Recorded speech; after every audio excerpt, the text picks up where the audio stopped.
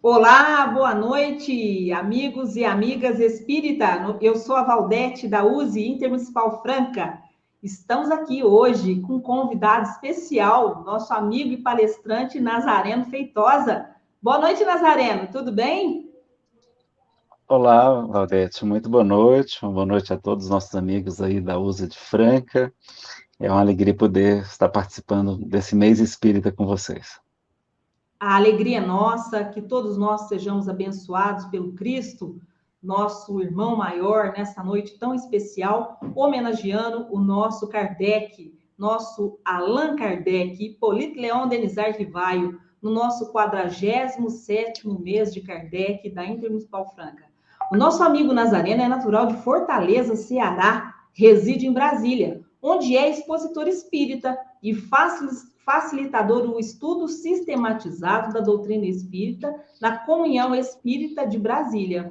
E também tem aí um canal do YouTube com mais de 1.000 vídeos de palestras espíritas. Muito bem, um canal bem intenso aí, com bastante participação. Muito bom, Nazareno, um prazer estar com você. O nosso tema de hoje é a Gênese Espírita e as Profecias, com o nosso amigo Nazareno Feitosa. A palavra é sua, Nazareno. Obrigado, querida Valdete. Agradecer também ao Rui, que está aí na técnica, não é? Com muito carinho. O negócio está tão bonito e tão chique, tão bacana. Parabenizar aí a todos vocês, os voluntários, todos os trabalhadores aí somos voluntários, né? E é uma alegria poder estar nesse momento de confraternização, nesse mês espírita, que é dedicado ao nosso querido codificador, esse grande missionário de Jesus, o senhor Allan Kardec. E a gente então pede que a Jesus, nosso mestre, e sobretudo a Deus, nosso Pai, que nos abençoe, nos iluminem na condução e no aprendizado dessa noite. Deixa eu colocar só o aviso aqui no relógio, para eu saber o horáriozinho que eu preciso parar, né?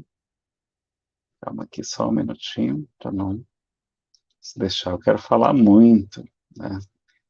Tem palestrante gosta de prosear, né? Tem que gostar também para poder realmente fazer palestras, né? Pronto, está ajustado aqui. Eu vou mandar para o Rui agora aqui os nossos slides, para que ele compartilhe aí conosco, tá? E eu dar uma boa noite a todos os internautas que estão assistindo ao vivo e a todos aqueles que forem assistir depois. Bom, meus amigos, então nós temos aí o 47º mês de Kardec, com vários expositores queridos, né? Vai ter depois a divulgaçãozinha ao final de todos os nomes. E hoje a gente então inicia falando sobre a Gênese espírita e as profecias, né? Como é que é a visão da Gênese na visão espírita. E para começar, com um pouco de arte espírita, um poema de Amaral Ornelas, psicografado por Chico Xavier, do livro Doutrina e Vida, da editora Céu, Cultura Espírita União. E se chama Homenagem a Kardec. Trouxeste, Allan Kardec, a longa noite humana, o Cristo em nova luz, revivecida aurora. E onde esteja serás, eternidade afora, a verdade sublime em que o mundo se irmana.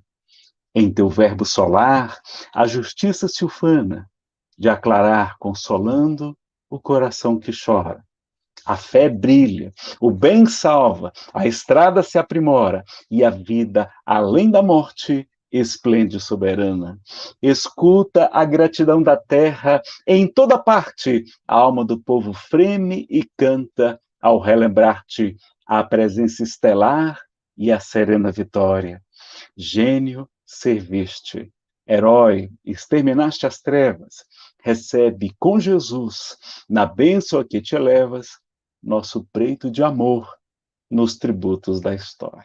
Então fica aí o poema homenagem a Kardec, um soneto do nosso querido Amaral Ornelas, pela psicografia abençoada do nosso querido Chico Xavier, tá bom? Do livro Doutrina e Vida. Eu devo a minha vida ao senhor Allan Kardec. Qualquer homenagem que eu fizer a ele será sempre muito pequena, diante dele ter impedido que eu tirasse a minha vida, né? Então, nós estamos aí no mês de setembro, que é consagrado agora à defesa da vida, para evitar que as pessoas tirem a sua própria vida, né? A gente lembra, então, do Setembro Amarelo, e se não fosse as obras do senhor Allan Kardec, eu teria tirado a minha vida, meus amigos. Então, quanta gratidão que a gente tem, né? Bom, o livro A Gênese fez 150 anos há pouco tempo, né? Então, Kardec escreveu uma obra chamada A Gênese, os Milagres e as Predições, ou seja, as profecias segundo o Espiritismo, tá? E fala muita coisa.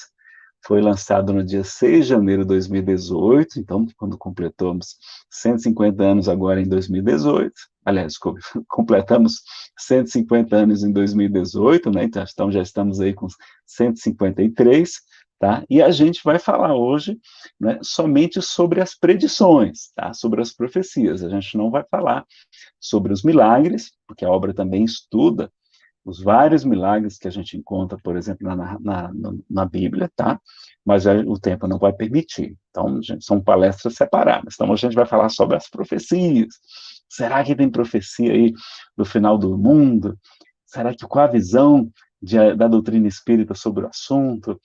Rui, quando eu estiver falando mais e lendo poucos slides, se você puder colocar naquele layout que fica metade, metade, fica mais agradável para o pessoal assistir. Não, metade, metade.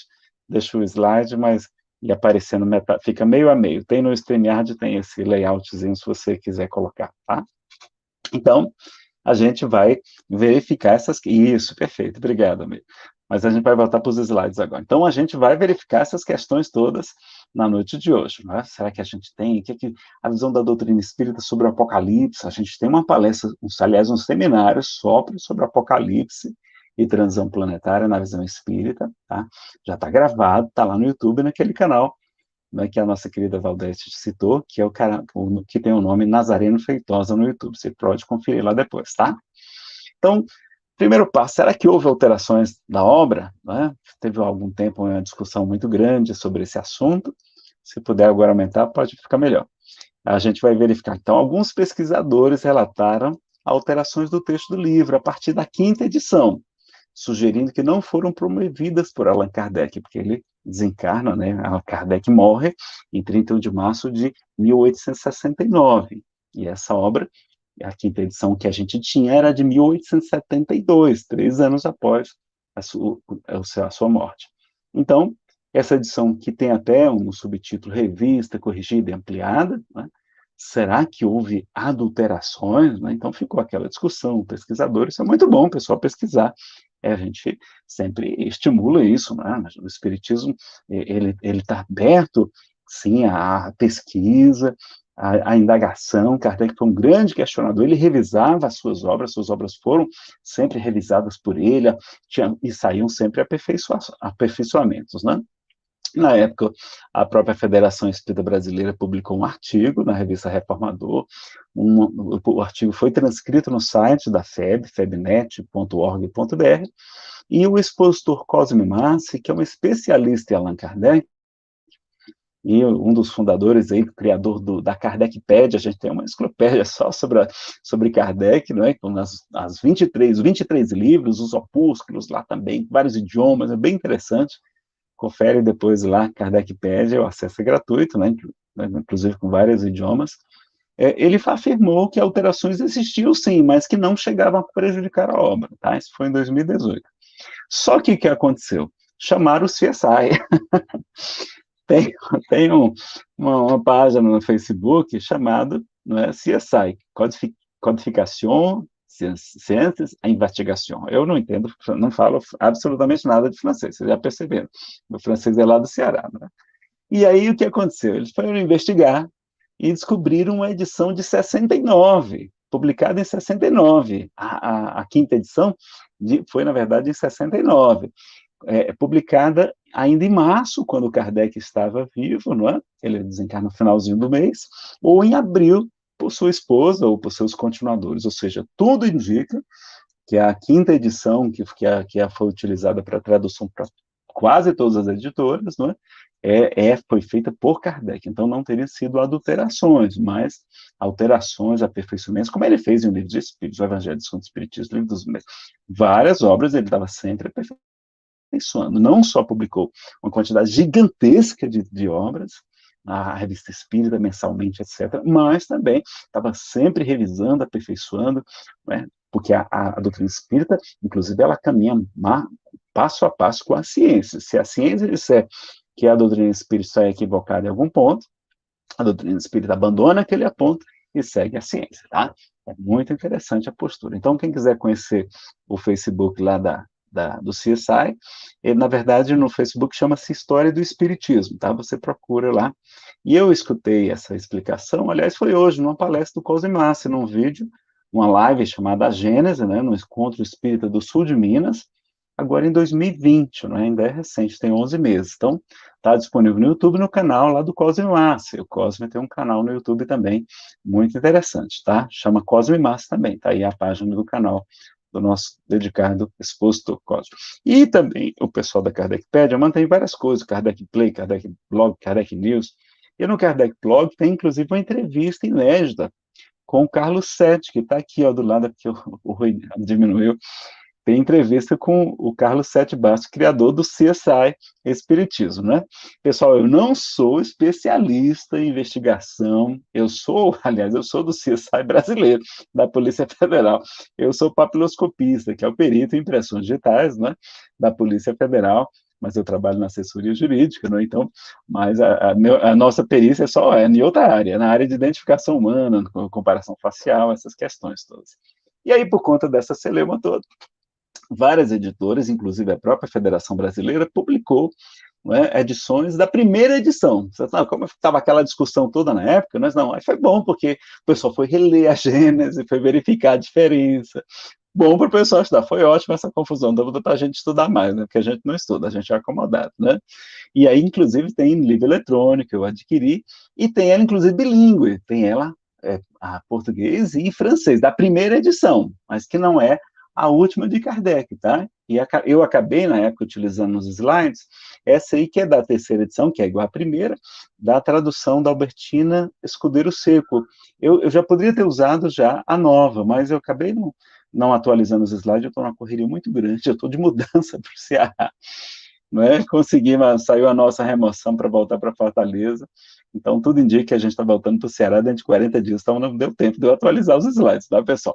A gente vai usar aqui a edição, que é um pouquinho, a diferença é pequena, muito pequena, o próprio Cosme falou que são pequenos aperfeiçoamentos só, né? Então a Gênese, essa obra, ela tem 4 partes principais, então tem a introdução, tem uma ressalva de algumas teorias hipotéticas também, então a gente vai ver que ela é uma obra que traz hipóteses, teses, mas que ainda precisavam ser confirmadas. Depois a gente tem a Gênese segundo o Espiritismo, os fundamentos da revelação espírita, e tem a parte dos milagres e a parte das predições. Então, são 4 partes aí principais, né, que a gente vai verificar aqui hoje, exceto os milagres. Então, olha que uma observação importante na introdução. Logo na introdução, as pessoas têm uma ressalva, tem que ler a ressalva. Olha lá. Os mesmos escrúpulos presidiram a redação das nossas outras obras. Nós podemos verdadeiramente dominá-las segundo o Espiritismo, porque estávamos certos da sua conformidade com o ensino geral dos espíritos, ou seja, aquele controle da universalidade do ensino dos espíritos, o cuia, né, quando tiver entre chaves assim, é acréscimo meu, tá bom?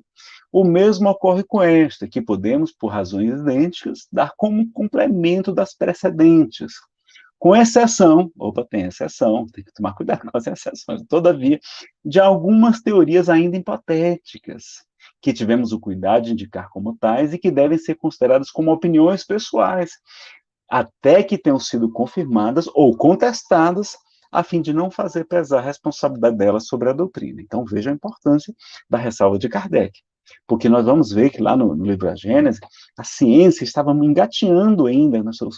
Os telescópios eram muito rudimentares, não temos esses grandes telescópios de hoje, e aí Kardec vai colocar nessa parte da Gênese do globo, etc., ele vai falar, né, da composição planetária, do sistema solar, etc., e algumas informações ficaram desatualizadas, tá?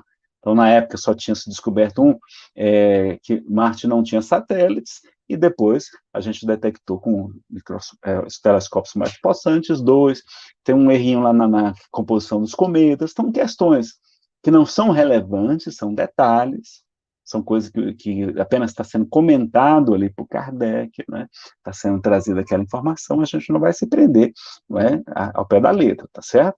E percebendo, a ciência mostrou que está diferente, ciência, vamos seguir a ciência, não tem nenhum problema. Agora, a parte mais importante, que são os ensinos morais, ou seja, tudo aquilo que o objeto realmente precisa do espiritismo, que é o espírito, isso a gente não tem nenhum erro, nenhuma atualização para fazer. A obra de Kardec é fantástica, tá? É impressionante mesmo.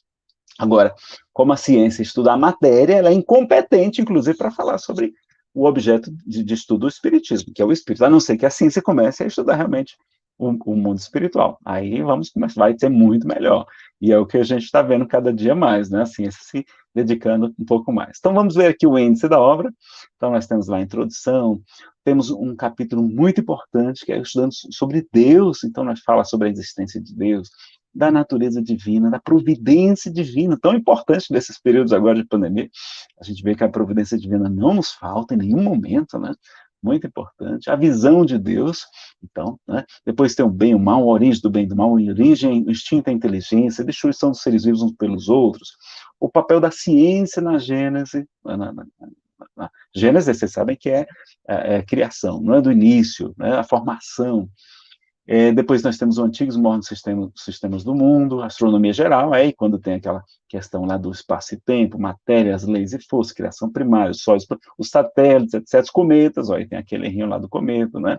A Via Láctea, as estrelas fixas, os desertores, o deserto do espaço, eterna sucessão dos mundos, a vida universal, a ciência, considerações morais, não tem considerações morais. Aí faz o esboço geológico da Terra e fala sobre os períodos aí que estavam sendo estudados ainda pela ciência primária, secundária, terciária, diluviano, pós-diluviano, atual, nascimento do homem, e aí vem as teorias sobre a Terra, a teoria da projeção, da consciência. Ele faz uma análise realmente do que havia de conhecimento científico na época, né? Tem as revoluções do globo, aí as revoluções gerais ou parciais, o dilúvio bíblico, ele analisa, faz um estudo científico interessante, as evoluções periódicas, cataclismos futuros, terremotos, essas coisas todas, tsunamis, né? São também analisadas.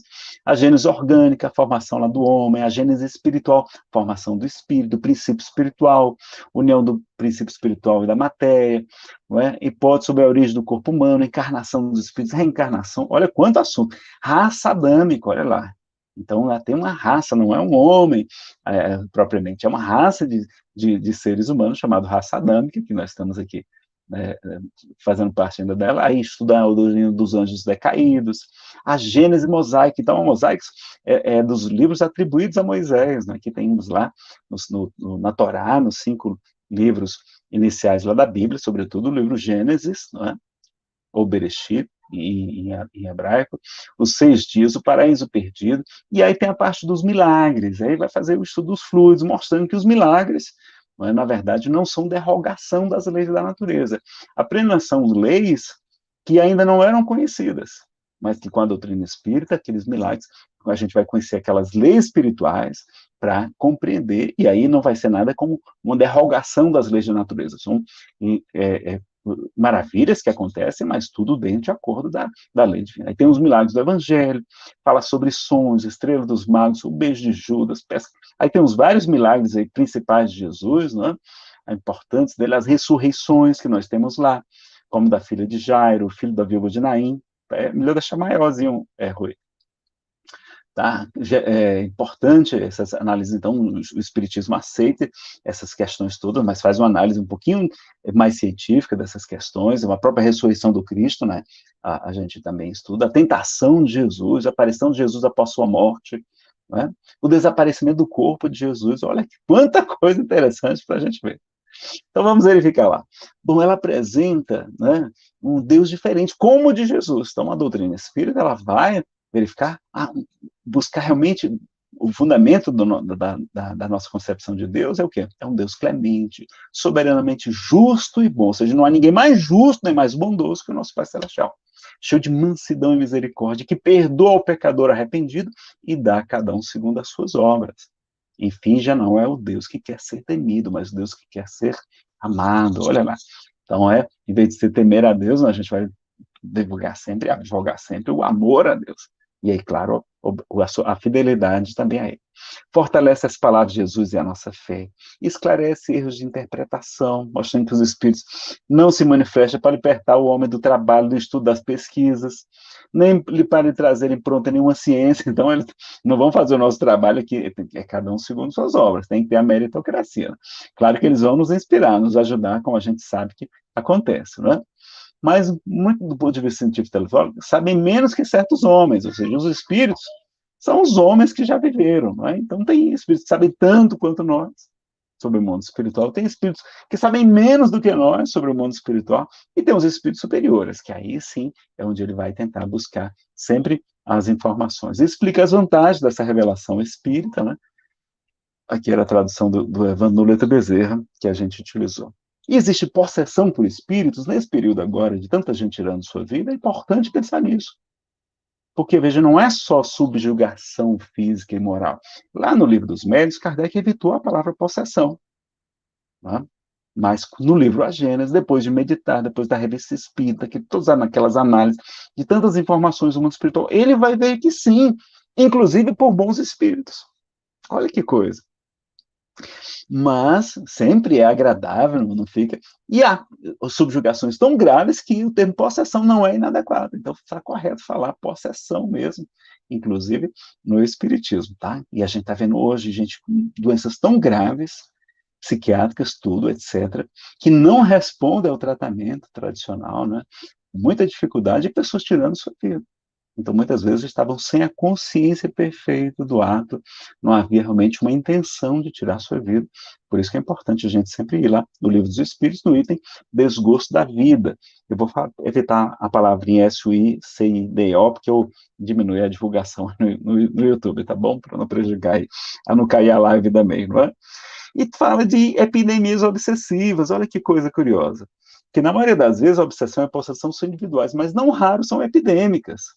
Então, acontece epidemia também de obsessão e de possessão. Olha que coisa curiosa. Diz lá o capítulo 14, no item Os Fluidos. Vejam, então, nos períodos de guerra, nesses períodos agora, certo, com muita gente obsediada ao mesmo tempo, certamente, não é? Aí vamos ver depois agora o bem e o mal, o papel da ciência na Gênese, assim, aí todos os outros itens vamos ver agora. E vamos ver agora a Gênese mosaica. Afinal, o espiritismo é criacionista ou é evolucionista? Tem essa discussão, né? Fica aquela confusão danada por conta disso. O que é que vocês acham? Vamos tentar responder? Bom, pessoal, ambos, né? Porque é criacio-evolucionista. Então, tanto acredita, né, porque tem os elementos da evolução, não só pela teoria de Darwin, né, que é contemporâneo de Kardec, né, mas também por conta do que os espíritos nos revelam, da evolução também do próprio espírito, não só dos corpos, mas também é Deus que criou o universo, porque, tudo bem, o Big Bang é interessante, tá, mas quem criou o que estava antes lá? Essas tal de partículas infinitesimais lá que ninguém sabe, né? Então vejam que tem a criação, tem a evolução, e tem a cocriação, tem os espíritos puros, eles são co-criadores também, como Jesus, né? Formador do nosso planeta, segundo a informação de alguns espíritos, né? Então vamos lá. Os milagres segundo o espiritismo. Então tem lá aquelas estudos fluidos, a transformação do espírito sobre a matéria, explicando cientificamente o que era considerado sobrenatural. O Haroldo Dutra Dias tem uma palestra sobre os milagres do Evangelho. Vale a pena conferir também lá no YouTube. Vamos ver então aqui as predições, as profecias. Então lá no capítulo 16, tem a teoria da presciência, então você ter ciência antes, né?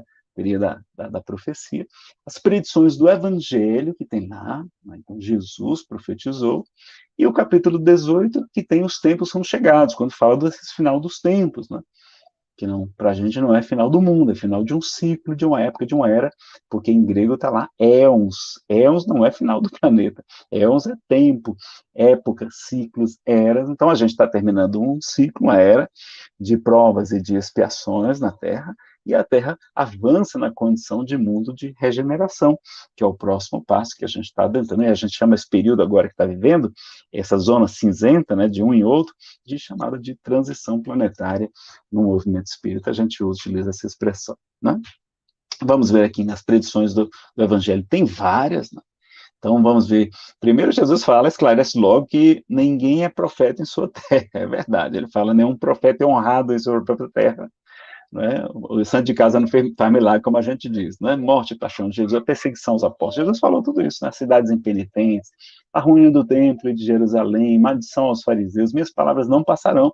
E as suas palavras eram palavras de vida eterna, né? Como Pedro fala responde de maneira muito inspirada, apedrando a parábola dos vinhateiros homicidas, um só rebanho, um só pastor, o advento de Elias, ele fala, na anunciação do Consolador prometido, como está lá do Evangelho de João, e é o segundo advento do Cristo, ou seja, a parousia a gente também, Kardec estuda, Nazareno, Jesus vai voltar? Kardec estuda lá, tá? Vamos conferir, vai ligar para dever de casa para vocês aí também, tá? E os sinais precursores desses finais dos tempos, né?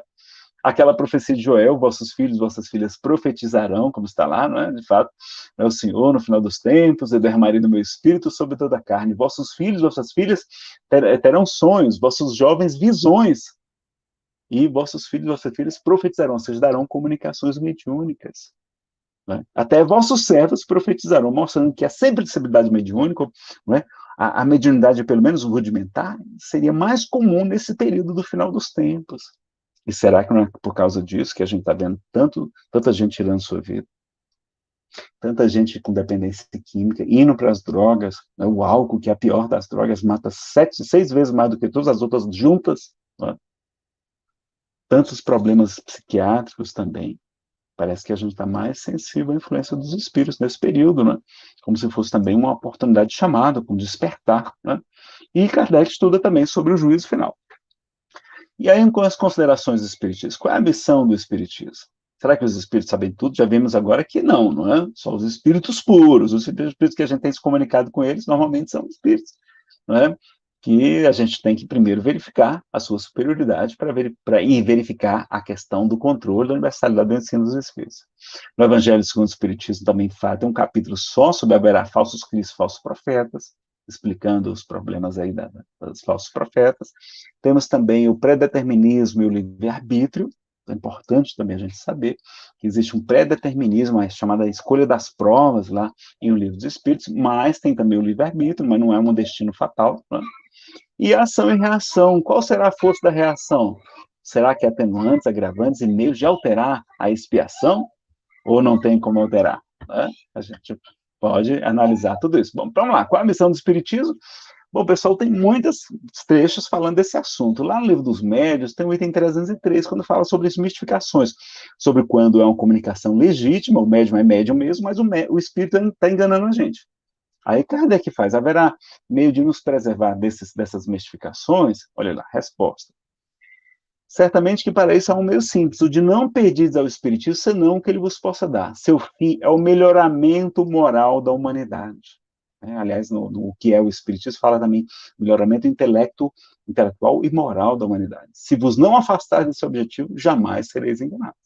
Então, o problema é que a gente acaba querendo saber o futuro, querendo saber o passado, querendo saber detalhes, coisas assim, que não é a missão do Espiritismo. O Espiritismo não faz adivinhações, não profetiza o futuro. Não é? As revelações podem acontecer, a gente vai ver aqui, podem, mas são exceção, tá? E eles sabem tudo, já vimos aqui que não é? Porque nada mais são do que dos homens que já viveram.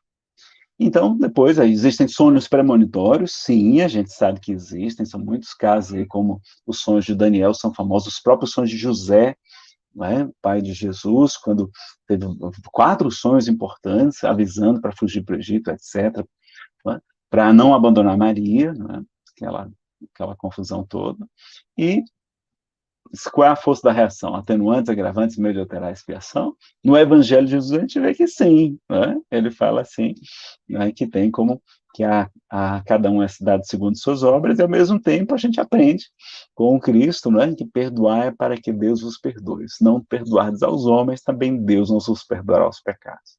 Então, quanto mais a gente perdoar aos nossos irmãos, mais seremos perdoados diante da lei divina. Olha que maravilha! Então, é como a gente aprende, né, que a caridade cobra uma multidão de pecados, lá na primeira epístola de Pedro 4:8. O próprio Cristo fala para a mulher considerada pecadora na casa de Simão o fariseu, não é? Porque muito amou, seus pecados foram perdoados. Então a gente pode modificar o nosso karma é dinâmico, através do bem que a gente faz. Olha que maravilha, vamos fazer o bem, vamos praticar o bem. Tá?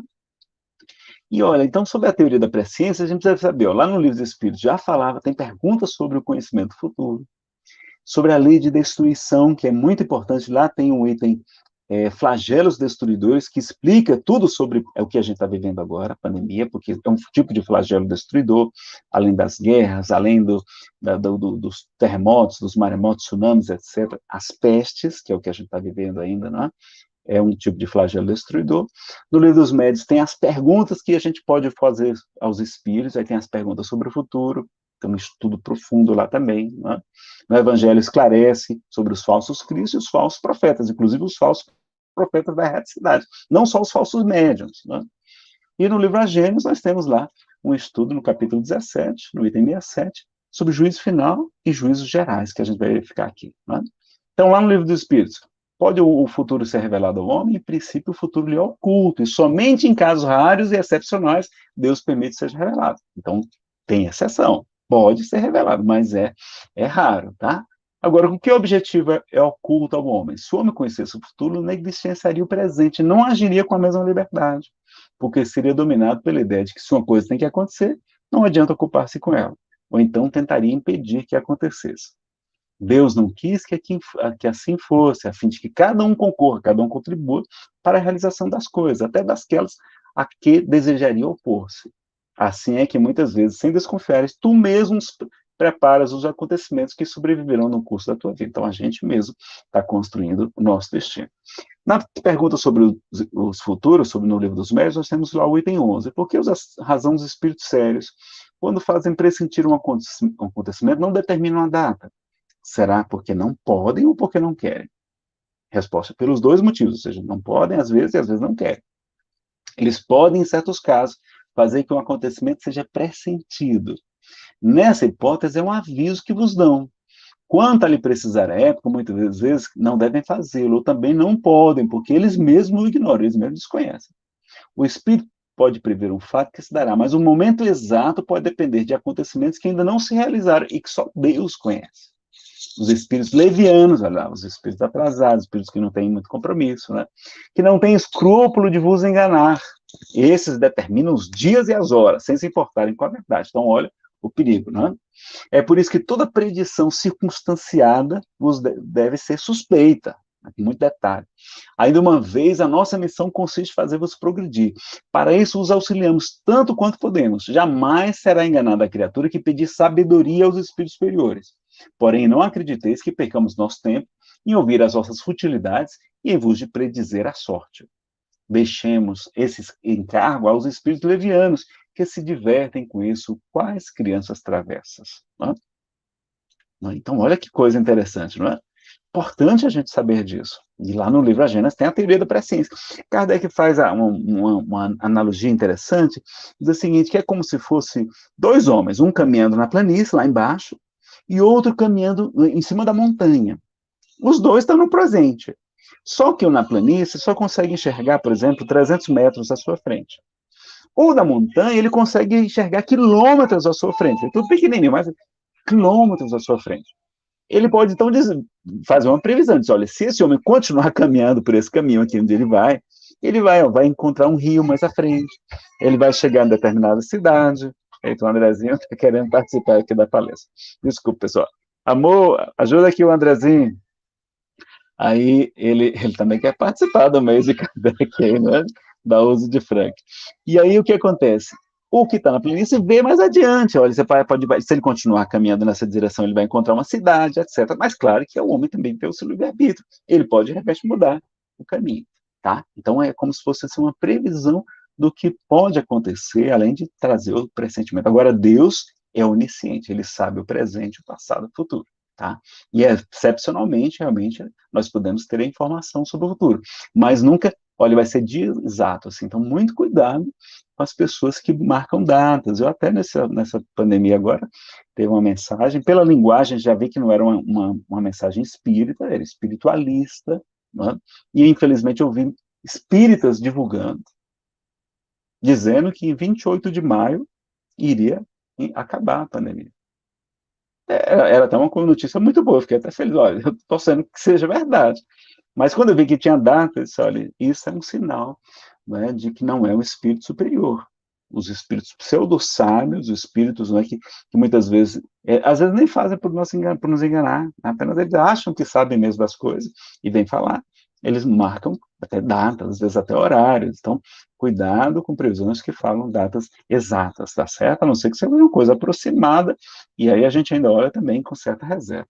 E a cartomancia, tarô, búzios, astrologia, mapa astral, essas coisas, né, pessoal? A gente respeita todo mundo, inclusive tem gente que trabalha com isso, né? Faz de sua profissão, etc. A gente respeita. Só que a doutrina espírita não utiliza nada disso, não utiliza cartas, né, tarô, búzio, não é coisa de espiritismo, tá certo? É outra seara, outra atividade. É coisa curiosa. Há realmente paranormais. Eu conheci uma cartomante na época que eu era ateu, eu fui 12 anos ateu. E uma tia minha muito querida, né, vendo o sofrimento, querendo tirar minha vida, desde criança que eu tinha ideação suicida. Imagina a pessoa ateia, que não acredita em Deus, como é de fácil ela querer tirar a sua vida. E aí ela me levou numa mulher que é extraordinária, fantástica mesmo. Eu fiquei impressionado. Ela falou 1h30, falava nomes de pessoas, falou tantos detalhes que eu disse, olha, eu saí de lá às 11, eu disse, olha, e eu não falava nada. E isso, ou existe realmente telepatia, ela está lendo meu pensamento, ou algum espírito está falando para ela, porque ela está falando coisas com muita precisão.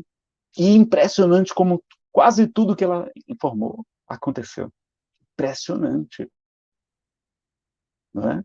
Olha, então realmente era paranormal. Já uma prima minha que foi lá não gostou. Aí o que acontece? Será que os espíritos não estavam vendo ali que era, olha, esse rapaz vai cometer o suicídio, vamos informar alguma coisa de esperança para ele aqui, para evitar isso. Então, será que não foi a providência divina? Eu tenho certeza que foi. E no final eu perguntei qual é a religião que é boa para mim. Que ela sabia, ela viu, ela falou: você não acredita em Deus, você vai acreditar em mim? Não pode voltar, não vou colocar o baralho para você, não. Olha. Eu disse, não, mas por favor, coloque. Eu vou escutar com muito carinho o que a senhora falar. E aí, né, ela disse: Espiritismo. E eu tinha uma namorada que era espírita. Estava lá há vários meses, eu era amigo dela há muito tempo. Ela nunca tinha me dado um livro espírita. Pessoal, isso é uma vergonha. Né? Eu puxo a orelha dela sempre. Uma pessoa maravilhosa, mas. Aí, felizmente, mas parece que tinha que esperar o momento certo, né? Aí veio a hora, ela me deu de presente os livros. Quando eu li Kardec, eu fiquei encantado. Nossa, aí pronto, eu encontrei as respostas que eu queria.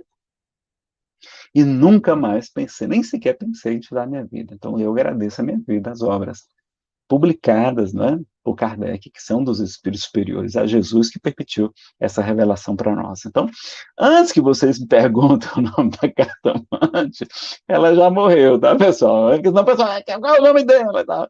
Já morreu, tá? E lembrar sempre, o espiritismo não faz adivinhações, não usa cartas, búzios, tarôs, astrologia, cartomancia não é espiritismo, tá? Claro que Deus, né, faz o bem em toda parte, mas pessoas que comercializam com a mediunidade nem sempre estão com as melhores companhias espirituais. Então, acho que Kardec tem muita reserva com os médiuns pagos, né? E que não tem na doutrina espírita. A gente dá de graça tudo aquilo que de graça recebeste. Então, vamos lá. Sobre a teoria da presciência, volta lá, Ruizinho. Ruizinho se empolga aí, depois tira os slides. Temos alguns requisitos. O espírito que vai se comunicar tem que ser suficientemente desmaterializado, tem que ser perigos iminentes.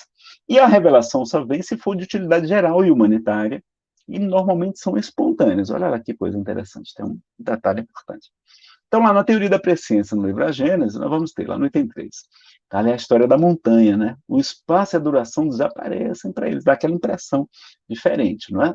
Quanto mais elevados, mais eles conseguem enxergar numa maior distância, né? Então, foi importante. Agora, cuidado, ele vem nos prevenir com local e data, essas informações a gente tem que ter para verificar, tá? Agora, às vezes, assim, por exemplo, lá no finalzinho, assim, por exemplo, que os espíritos podem, pelo conjunto das circunstâncias, prever que uma guerra está mais ou menos próxima.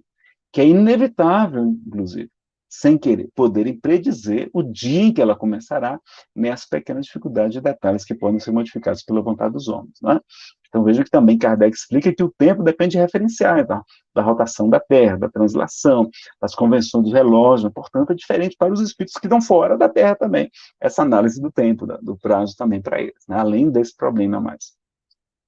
Então tá lá, item 16. É por isso que os espíritos realmente sábios nunca predizem nada com épocas determinadas. Eles se limitam a nos prevenir sobre a sequência dos fatos, que não seja útil conhecer, tá? Insistir em obter detalhes precisos é expor-se às mistificações dos espíritos levianos, que predizem tudo o que se quer, porque os espíritos vão responder tudo que eles perguntaram, pessoal. Agora, os espíritos sérios só vão responder realmente as perguntas sérias, né? Então, estão se divertindo às nossas custas lá. Então, as predições são advertências, não é? São antes advertências, que nada tiram o livre-arbítrio, que predições propriamente ditas, que implicariam na fatalidade absoluta. Então, quando for útil, é como se ela é dita para não se cumprir. Tá chamando, olha, é que nem a gente diz assim, menino, não coloca a mão na tomada não, que vai levar um choque. A gente não está dizendo que vai acontecer aquilo no futuro, mas é uma advertência. Se colocar, não pode levar um choque, eu nem sei se leva choque mesmo, deve dar, né? Eu nunca experimentei, né? Pelo menos com o dedinho, parece que as tomadas agora são mais seguras.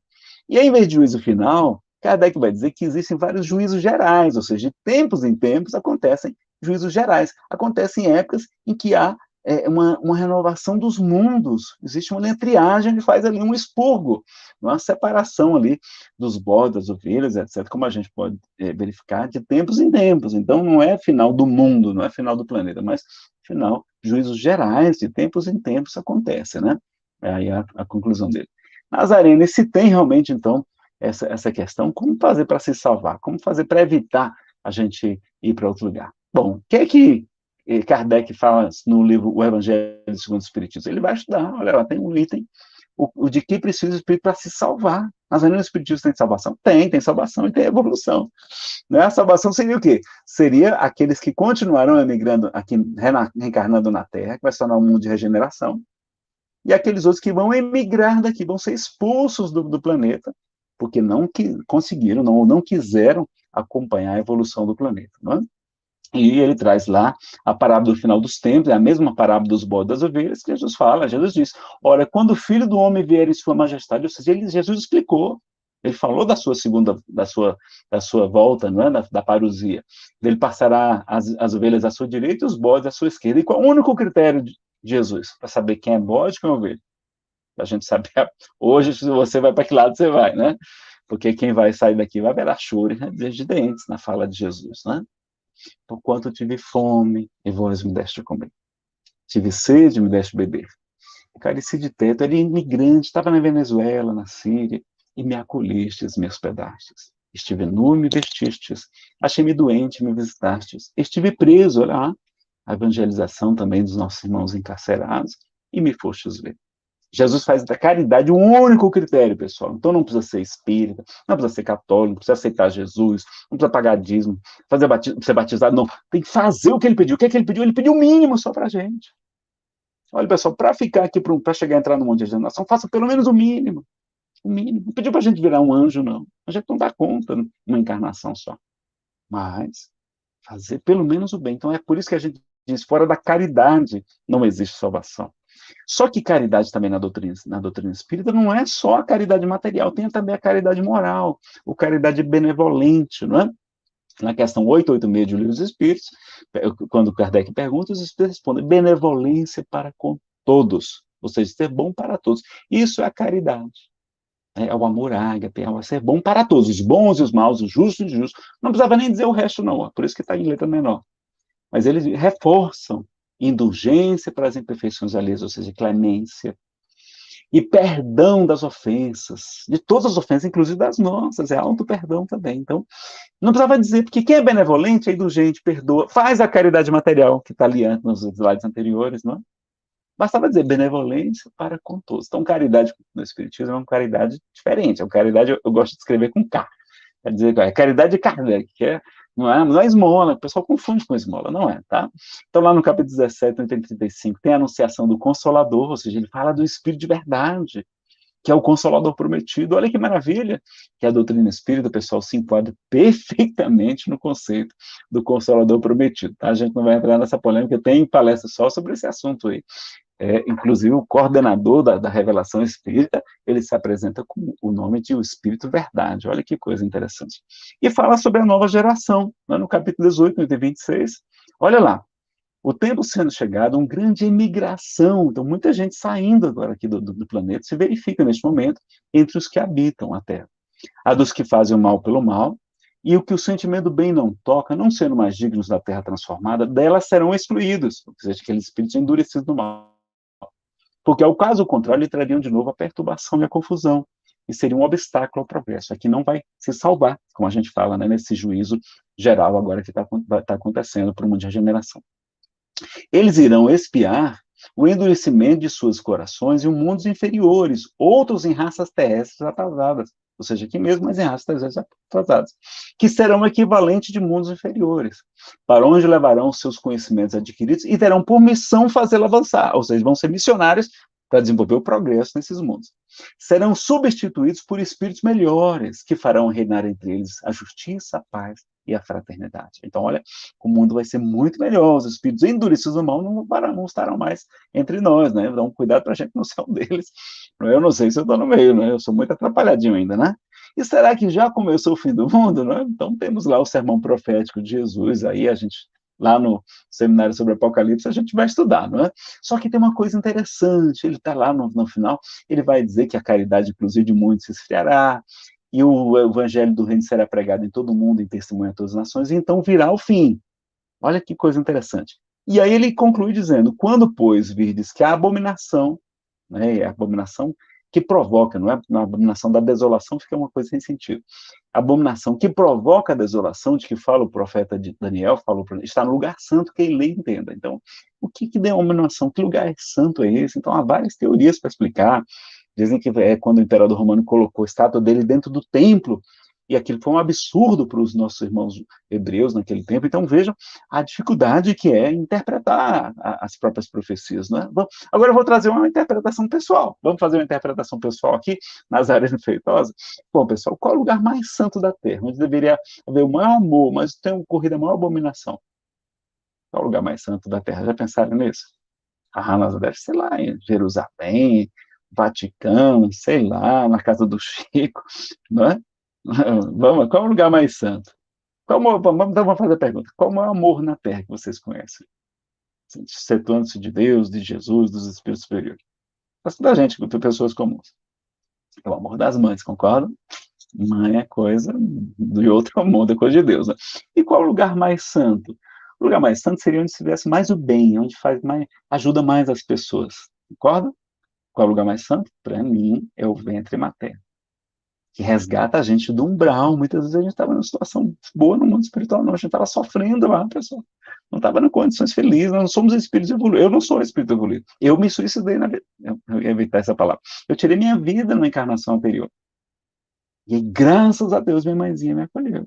Mas vim com transtorno bipolar, tem umas lesões aqui na coluna, porque eu pulei de uma grande altura, não é? Foi sequelas que eu provoquei no corpo espiritual. Então o ventre materno me resgatou, aquela câmara de materialização, que foi materializada aqui na Terra, opa, com esse corpo, maravilha, estou aqui, estou até dando palestra, no 47, o 47º mês espírita de Kardec, não é? E com a malbinação, pessoal, a malbinação seria nesse lugar mais santo, sendo, né, atacado, né?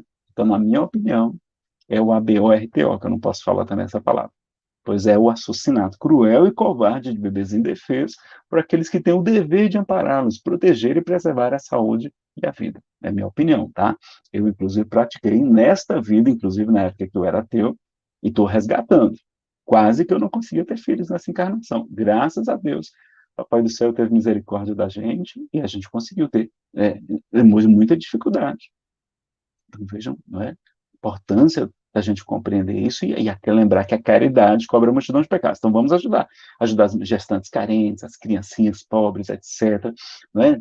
É valorizar a vida desde a fecundação e sobre a legalização. Que tem espírito dizendo, não, Nazareno, eu sou contra o ABORTO, mas eu a favor da legalização. Vamos ver o que Chico falou sobre esse assunto. Aliás, Emmanuel falou sobre isso no livro Entender Conversando, da editora Ide. Está lá, são entrevistas que Chico foi. Então, perguntaram lá, estudos no Brasil uma forma de legalização do ABRTO.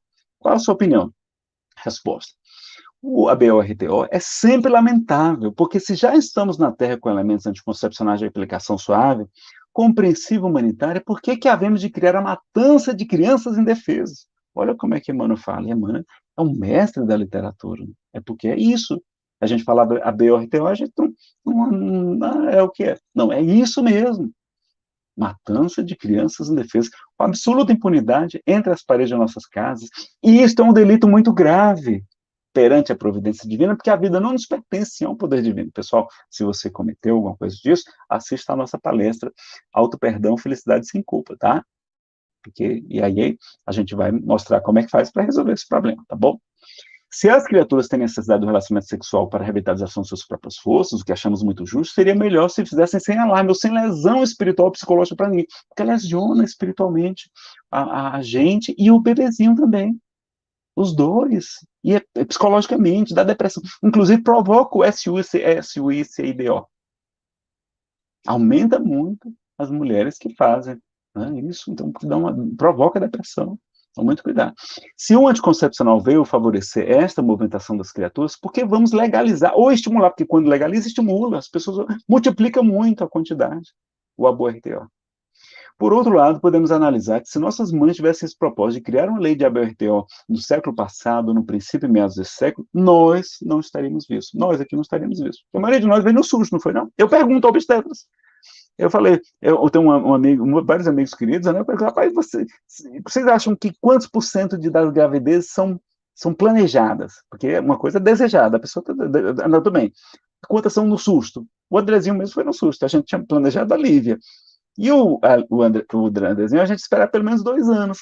Mas ele veio antes. 1 ano e 10 meses, veio no susto. Olha lá como Deus é bom. Depois que a gente conseguiu aí quitar-se diante da lei divina, que maravilha, veio antes. Então, se não fosse o susto, a gente não tinha nascido. As pessoas não querem ter trabalho. Não. E filho é uma bênção, uma grande caridade você poder receber crianças, espíritos aqui na Terra, ser mãezinha, paizinho, mamãezinha, tá bom? Então, vamos ter mais filhos. Cuidado para não estar, se a gente está limitando injustificadamente o número de filhos, tá? Perguntaram a Marlene Nobre, né, sobre o Chico. Certa vez, Chico Xavier teria dito que se o ABRTO fosse provado legalmente no Brasil, o país entraria em um ciclo de guerra. Qual a sua opinião sobre isso? Ele disse isso a mim diretamente, eu estou certa que isso poderá mesmo ocorrer, olha lá. Então, se a gente legalizar, segundo o Chico, né, por intermédio da Marlene Nobre, iniciaria um karma coletivo, ou seja, um ciclo de guerras para o nosso Brasil, que é muito pior do que a pandemia, pessoal. Né? E qual a melhor maneira de afastar os maus espíritos? A gente já sabe lá nos médios qual é. Ressalta o que fica dito no ensinamento de grande alcance, que as imperfeições morais, que os nossos defeitos, dão asa, elas permitem a ação dos espíritos obsessores, os espíritos querem nos prejudicar. E que o mais seguro meio da pessoa se livrar deles é atrair os bons espíritos, como? Pela prática do bem. Olha aí, mais uma vez o bem que a gente faz. E lá no capítulo 3, o bem e o mal, para a gente concluindo, não é? A gente pode fazer essa pergunta: qual é o principal caso das nossas imperfeições morais? Já que são as tomadas, os plugs mentais que permitem a obsessão espirituais, ou seja, é o nosso egoísmo, orgulho, ciúme, inveja, maledicência, etc., desânimo, as nossas preguiças, todos os nossos defeitos, elas são tomadas que permitem a influência dos maus espíritos. O que é que diz o livro A Gênesis? Capítulo 10. Aliás, capítulo 3, item 10 ou 9, depende da edição que você vai usar, tá? Estudando-se todas as paixões, né, todos os nossos defeitos, né, porque paixão é contrário de virtude aí, e mesmo todos os vícios, aliás, é o contrário, vícios é que é o contrário de virtude. Vê-se que as raízes de ambos se acham onde? No instinto de conservação. Só que ele não aprofunda esse assunto. E aí eu junto com o Espírito Samuel Lucas, eu fiquei curioso. Né? Quais são os instintos de conservação? A gente tem vários instintos de conservação, né? Agora já é teoria nossa aqui, tá bom? É opinião pessoal, tá? Então, nós temos a fome, a sede, o sexo, o instinto maternal, a agressividade, mas tem um instinto muito importante, muito útil, chamado medo. O medo é necessário para a preservação da espécie. O segundo maior medo do ser humano é o medo da rejeição dos pais, dizem nossos psicólogos, olha. A gente tem muito medo de não ser amado pelos nossos pais. No livro Como Falar em Público Sem Desencarnar de Medo, o Geraldo Campetti, da Federação Brasileira, né, tem um capítulo só sobre o medo. No nosso livro Nosso Lar, de André Luiz por Chico Xavier, tem um estudo sobre o medo. Quando a Segunda Grande Guerra Mundial está sendo anunciada na Terra, os espíritos se reúnem, o governador reúne todo mundo e vai dizer, olha, vamos estar sobre o medo, sobre o pavor. E um dia a humanidade vai saber a importância de estudarmos sobre esse assunto. Pessoal, o medo pode provocar muitos problemas. Olha, o medo da gente passar fome, necessidades, etc., acaba gerando o quê? Avarizo, egoísmo. Né? A gente quer acumular bens, tesouros, porque tem medo de passar necessidade, passar fome, etc., né?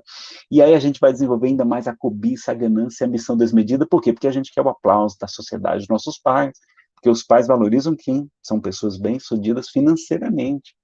A gente aplaudem normalmente os homens de bens, e não os homens e mulheres de bem, que é muito mais importante do que ser rico. Pelo contrário, a riqueza é uma prova muito perigosa, normalmente, diz o livro dos Espíritos. A inveja, né? Então aquela pessoa que brilha muito nos ofusca, ela é uma ameaça para a nossa autoestima, a gente fica com medo de não ser tão amado. Gera o ciúme. Ciúme não é amor, ciúme é medo, é insegurança, é problema de autoestima. A gente tem medo de perder o ser querido. A crueldade, aqueles jovens que são muito cruéis, muitas vezes, que matam as pessoas mesmo, inclusive os membros das outras facções, por quê? Porque eles estão morrendo de medo. E eles querem ficar famosos pela sua crueldade para que ninguém venha desafiá-los. Eu faço evangelização nos presídios, a gente vê, são meninos. Quando a gente é jovem, a gente é tão bobo, a gente faz tanta coisa errada. Eu mesmo fiz tanta coisa errada quando jovem. Ateu, imagine. Então, vamos ajudar, vamos evangelizar os nossos jovens nas unidades de internação socioeducativas. Aqui em Brasília tem 8 unidades. A gente tem um grupo lá chamado G20, Chico Xavier. Né? A covardia, a omissão, a gente ser covarde, se omitir diante da verdade, né? A provocar vaidade, aquela pessoa que tem medo de não agradar os outros, muita preocupação com a aparência pessoal, é medo, né? Timidez, fobia social, medo do público, gera fraude, os médios, por exemplo, que querem continuar recebendo os aplausos, os benefícios que as pessoas dão indevidamente para eles, não é para dar nada, o prestígio, os cargos que eles possuem, às vezes eles podem perder. A mediunidade pode ser suspensa, diz o livro dos médiuns, né? A perda ou suspensão da mediunidade. E aí, para continuar recebendo os aplausos, o que ele vai fazer? Vai fazer a fraude, porque tem medo do que vão chamar de charlatão, e acaba sendo descoberto. E aí tem os charlatões mesmo, né? Tem em todo lugar, tem advogado que não é legítimo, médico que não é legítimo, tem maus médiums também, né, pessoal? Ansiedade, o que é ansiedade? Não, medo do futuro, do que pode acontecer, e normalmente não acontece, e tanta gente com transtorno de ansiedade generalizado hoje em dia, né? A síndrome do pânico, inclusive, etc. Nazareno, estou com pânico aqui, tanto você falar, qual a melhor virtude contra o medo, pessoal, para a gente combater o medo? Qual é a melhor virtude contra o medo? A fé é a mãe de muitas virtudes, diz o Evangelho segundo o Espiritismo, né? Então, no meu entender, é a fé. Mas aí o problema é que a minha fé é menor que um grão de mostarda. Como é que a gente faz para fortalecer a nossa fé, pessoal, para a gente terminar a nossa palestra? Com conhecimento. Conhecereis a verdade vos libertará. Faltou o Szinho ali, desculpa. Né? Então, vamos estudar as obras de Allan Kardec, vamos prestigiar o mês de Kardec, vamos aproveitar esse período agora que muitos estavam de teletrabalho, estão sem emprego, estão com suas empresas fechadas, tudo é provisório, né, pessoal? A gente sabe que tudo passa, isso também vai passar. Vamos aproveitar para reler as obras de Kardec. Cada vez que a gente lê, a gente descobre coisas novas, é impressionante, né? Então está lá, e também com o autoconhecimento, tão importante para nós. A gente tem um seminário só sobre autoconhecimento do Nação Interior, quem quiser conferir, e com a experiência também. Então vamos buscar o conhecimento, dar esse presente para Kardec, não é? E para a gente concluir um poema, Mediunidade é Luz. Aí vocês dão um desconto bem grande, porque eu não sou médio ostensivo, né? Foi uma inspiração, tá? Eu só recebi 2 poemas até hoje inspirados, tá? E vocês dão um desconto em. Aí vocês vão ver como é que é um mau médium, né? E mais o espírito se esforçando, tentando encontrar alguma coisinha aqui que se aproveite. Mediunidade é luz. Mediunidade é luz nas trevas da ignorância, conduzindo-nos a Deus Pai pelas estradas da esperança. Jesus Cristo, nosso mestre, modelo da humanidade, elevou-a aos altos céus, ensinando a cristandade. O pobrezinho de Assis, Francisco, né, amava tanto ao nosso Senhor, que lhe pede um dia a graça de compartilhar sua dor. elevando-se no amor, na paz e na humildade, escutava a voz do Mestre, convidando à caridade. Ouvindo os santos da terra, uma outra menina, Joana d'Arc, salva a França da guerra com uma força sobre-humana, surpreendendo reis e heróis, na fogueira ensina aos seus, brilhando qual mil sóis, minhas vozes vêm de Deus. O Allan Kardec, o codificador, missionário de Jesus, apresenta o Consolador, e a terra envolve em luz. Rasga os véus do invisível, trazendo-nos a verdade. Os Espíritos do Senhor retornam pela santa mediunidade. Eurípides Barçanufo, ouve o mais belo, sermão do monte explicado, pela mediunidade fulgurante de um camponês iletrado, que não sabia nem, não era alfabetizado. Na sexta-feira da paixão, o servo fiel de outrora, conclamando compaixão, trazia as luzes da aurora. Vicente de Paulo aparece e saúda o missionário, era o mentor de Eurípides. Maria de Nazaré esclarece a tarefa do educandário do Colégio Allan Kardec. Ivone do Amaral Pereira, entregando-se a Jesus, a heroína se converte em bênçãos de amor e luz. Exemplifica o testemunho da fé e da humildade, esparge os dons do eterno em luzes de claridade.